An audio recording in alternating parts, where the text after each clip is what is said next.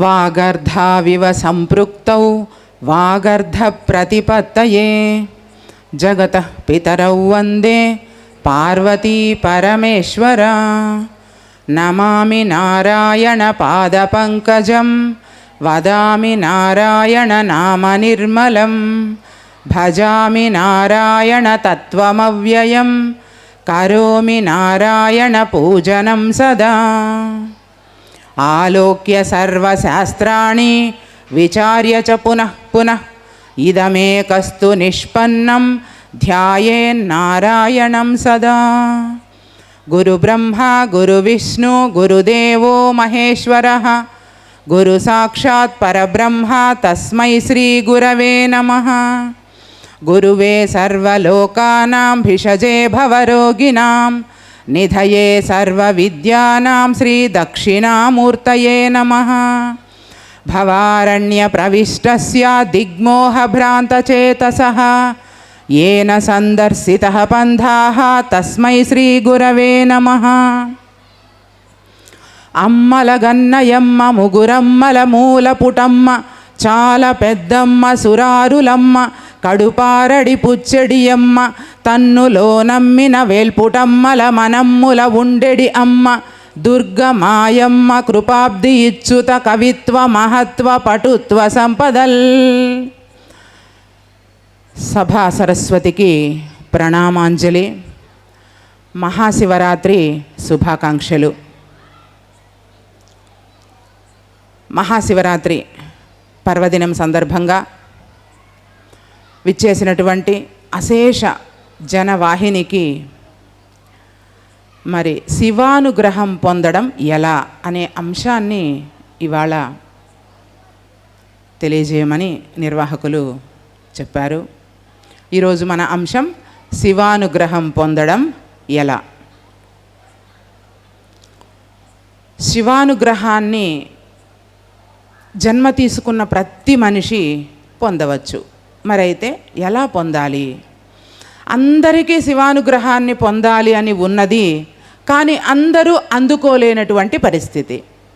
అయితే మనం జరుపుకునేటటువంటి సంవత్సరం పొడవునా అన్ని పండుగలకు మరి మహాశివరాత్రికి ఉన్నటువంటి ఒక విశేషాన్ని తెలుసుకొని మనం అంశంలోకి వెళ్ళిపోదాం.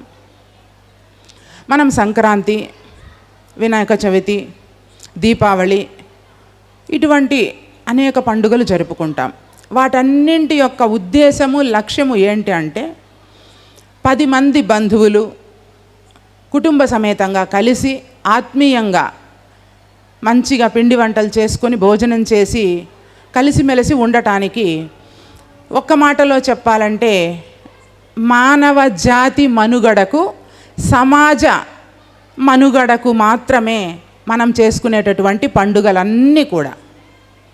అయితే మరి మహాశివరాత్రి యొక్క గొప్పతనం ఏమిటి, వైశిష్ట్యం ఏమిటి అంటే మహాశివరాత్రి పండుగను ఏ కోరిక కోరుకోకుండా, మనం సంక్రాంతి అప్పుడు ఇతర పండుగలప్పుడు ఏవో ఆలోచనలు కోరికలు భగవంతుని వేడుకుంటూ ఉంటాం, ఎందుకంటే అవి మన నిత్య జీవితానికి అవసరం కనుక. కానీ మహాశివరాత్రి రోజున ప్రతి జీవుడు, ప్రతి మానవుడు ఏం కోరుకుంటాడు అంటే పరమశివుని పరమపదమే ధ్యేయంగా జరుపుకునేటటువంటి పండుగ. పరమశివుని పరమపదం. పరమపదం అంటే మోక్షం, ముక్తి. అంటే మహాశివరాత్రి యొక్క లక్ష్యం ఏమిటి అంటే ముక్తి, మోక్షం. మరి అది ఏంటిది, ఎక్కడుంది, ఎలా ఉంటుంది, అది ఎలా మనం తెలుసుకోవాలి? దీనికి మనకు ఇప్పటికీ ఉన్నటువంటి చారిత్రాత్మక, సాహిత్య, శాస్త్రీయ సమస్త గ్రంథాలను మనం ఒక్కసారి అవలోకనం చేసినట్లయితే మనకు అర్థమయ్యేటటువంటిది సృష్టి ఆదిలో. ఎప్పుడు సృష్టి ఆది? మనందరికీ తెలుసు, రథసప్తమిని ఏ రోజున జరుపుకుంటాం? ఇప్పటికీ సరిగ్గా 22 రోజులయ్యింది మనకు రథసప్తమి జరిగి. రథసప్తమికి మహాశివరాత్రికి ఉన్నటువంటి అనుబంధం ఏమిటి అంటే సృష్టి ఆవిర్భావం జరిగినటువంటి రోజు మహాశివరాత్రి.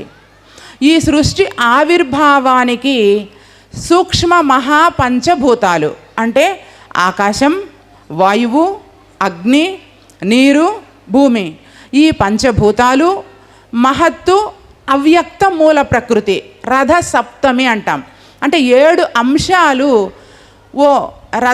రథం ఎలా కదులుతుందో ఈ 7 అంశాలు కదలి భూమి సృష్టి జరగడానికి ఆరంభమయ్యేటటువంటి సమయం రథసప్తమి అయితే అక్కడ ఆరంభమైనటువంటి సృష్టి ఆరంభ విశేషం అప్పటి వరకు సూక్ష్మంగా హిరణ్మయ గర్భంలో ఉంటుంది. ఆ గర్భంలో నుంచి బయటకు రావటానికి, భూమిగా పురుడు పోసుకోవడానికి, అంటే ఆకాశం నుంచి వాయువు, వాయువు నుంచి అగ్ని, అగ్ని నుంచి నీళ్లు, నీటి నుంచి భూమి. మనము మహాశివరాత్రి రోజున ఉదయం సరిగ్గా 2 గంటలు లేదా 3 గంటలు, 2-3 మధ్యలో ఈ గంట ప్రాంతంలోనే మనందరికీ తెలుసు, మనకు తెలిసినటువంటి అన్ని దేవాలయాల్లో, ప్రపంచంలో ఉండేటటువంటి అన్ని దేవాలయాలలో లింగోద్భవ దర్శనం అనేది ప్రత్యేకంగా మన భారతీయ సంస్థలో ఉంది. భారతదేశంలో ఉండే అన్ని శివాలయాలలో ఈ లింగోద్భవ దర్శనాన్ని మనం విన్నాం, చూస్తూ ఉన్నాం, మనం దర్శించుకుంటూ ఉన్నాం. ఏంటి దాని యొక్క ప్రత్యేకత అంటే, లింగము అంటే శరీరము, వ్యష్టిగా అయితే మనిషి శరీరం, వ్యష్టిగా అంటే మానవుడు, సమష్టిగా అయితే భూమి. క్షేత్రము అనే శబ్దానికి భూమి, శరీరము అనే అర్థాలు ఉన్నాయి. కాబట్టి ఎప్పుడైతే నీళ్లగా ఉన్నటువంటి భూమి ఘనీభవించినటువంటి సమయం, ఎప్పుడు నీళ్ళయింది? తల్లి గర్భంలో మన శరీరం నీటి బుడగగా ఉంటుంది.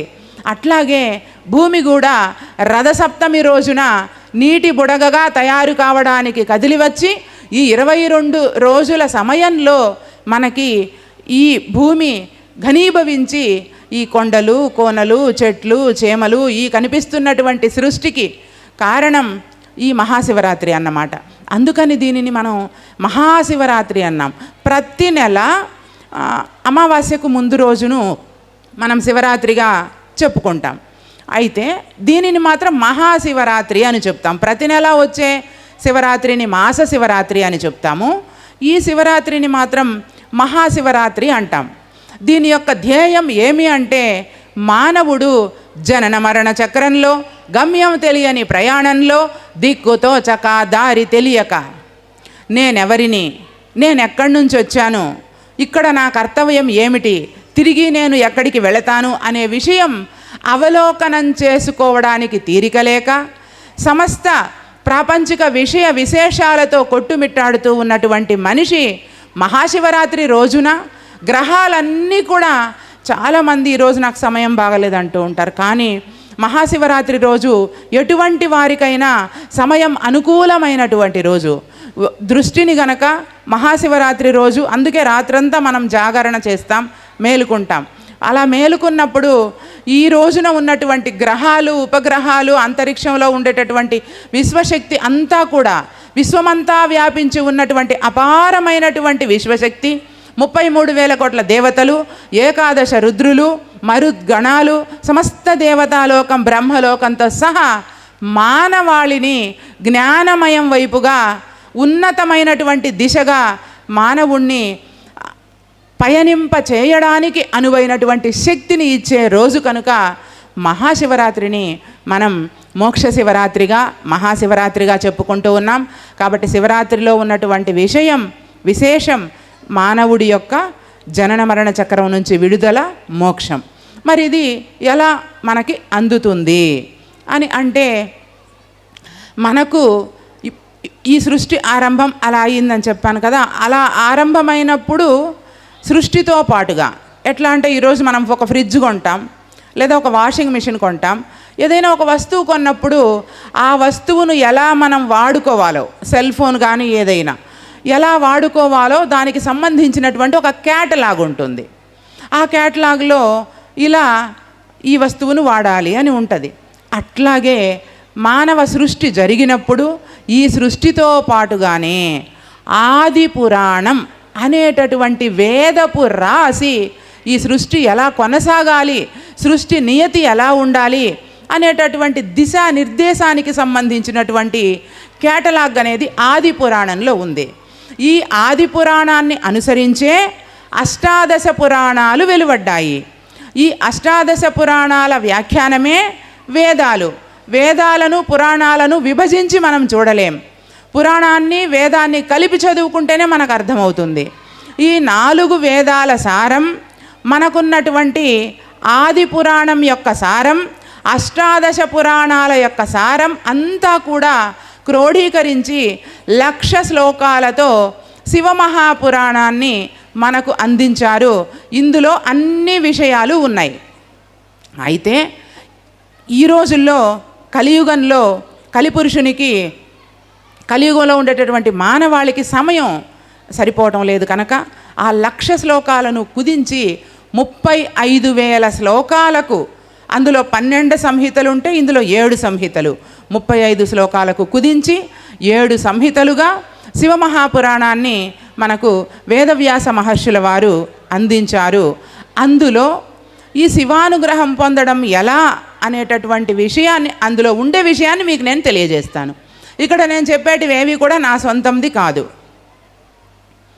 కాబట్టి అందులో ఏముంది ఒక్కసారి మీకు అవుట్లుక్ ఇస్తాను. వేదాలు, ఉపనిషత్తులు, ప్రస్థానత్రయం అంటే మనిషి ఆధ్యాత్మికంగా ఎదగడానికి, మోక్షం దిశగా పయనించడానికి, లేదా పరమశివుని దిశగా పయనించడానికి, పరమశివుణ్ణి మనం దర్శించడానికి ఏం మార్గం ఉంది అనేటటువంటిది అన్ని గ్రంథాలలో ఉండే విషయాన్ని మీకు ఒక్కసారి తెలియజేసి నేను ప్రత్యేకంగా శివపురాణంలోకి వెళతాను.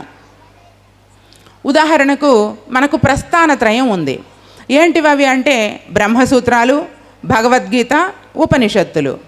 ఉపనిషత్తుల ఆరంభం మీరు గమనించినా, బ్రహ్మసూత్రాల ఆరంభం గమనించినా, మహాభాగవతం ఆరంభం గమనించినా, మహాభారతం ఆరంభం గమనించినా, వాళ్ళందరూ కూడా వాళ్ళ వాళ్ళ లక్ష్యాన్ని తెలియజేసి ఆయా గ్రంథాలను రచించారు. మనకి వేదాలన్నీ కూడా ఏమి చెప్తాయి అంటే ప్రజ్ఞానం బ్రహ్మ, అహం బ్రహ్మాస్మి, తత్వమసి, అయమాత్మ బ్రహ్మ. ఇవి 4 కూడా ఏంటి దాని సారం అంటే నిన్ను నువ్వు తెలుసుకో, నువ్వే అది అయి ఉన్నావు, నువ్వే బ్రహ్మం అయి ఉన్నావు. ఇది వేదాలు. తర్వాత ఉపనిషత్తులు 1118 ఉపనిషత్తులు చెప్పినా మనకు వాటన్నింటి సారాన్ని కూడా 10 ఉపనిషత్తులలో మనకు అందుబాటులో ఉన్నాయి కనుక ఉపనిషత్ వాక్యాలన్నింటి సారం కూడా నిన్ను నువ్వు తెలుసుకో అనే చెప్తుంది.